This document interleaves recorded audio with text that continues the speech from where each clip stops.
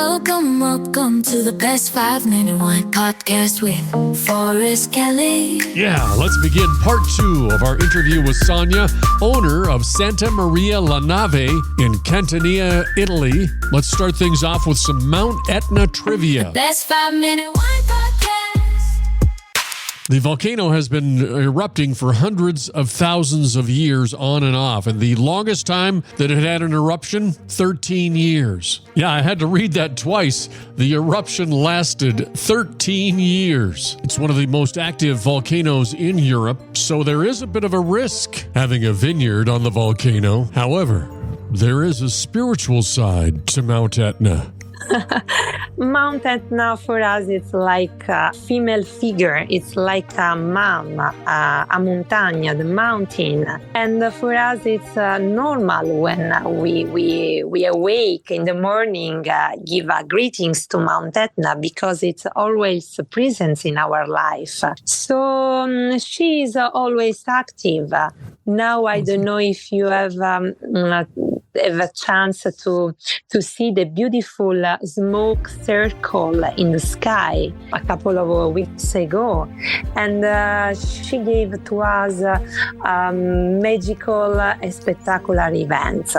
Of course, it's very dangerous, but it's part of the game. We know very well, and so for us it's normal. Without Mount Etna, our life would be completely different. So you've got these vineyards on Mount Etna. Let's rewind just a little bit and go back to what led you to that point. Where in your life did you make the transition from whatever you were doing to having a vineyard on Mount Etna? Well, my story is pretty unique because I wanted to become an archaeologist. My dream was to discover secret things, lost traditions, and whatever. But for several reasons, I ended up graduating in economy with honors. And I remember that period, my life was a big mess. Many projects, many ways to go, but my future was tremendously uncertain. I remember that probably the curious thing, it was that I didn't drink wine till I was 24 years old.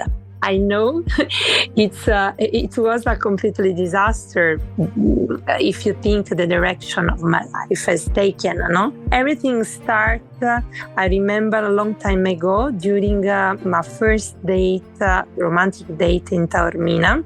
Taormina is an authentic jewel, Sicilian town immersed in pure Greek culture. And I tasted my first white wine. And thanks to the, romantic atmosphere and the candlelight dinner, I remember that I had an epiphany because it was like something of atavistics touched the strings of my soul about wine world. So my destiny changed completely. And I was very intrigued by wine, and I studied a lot. I became sommelier. I started to invest all my energies in the world of wine with passion and a huge effort.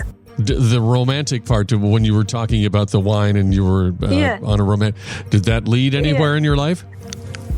Yes, because I remember that day one of the most special day in my life for 2 reasons. One, for the epiphany about wine, and then because the man became my husband.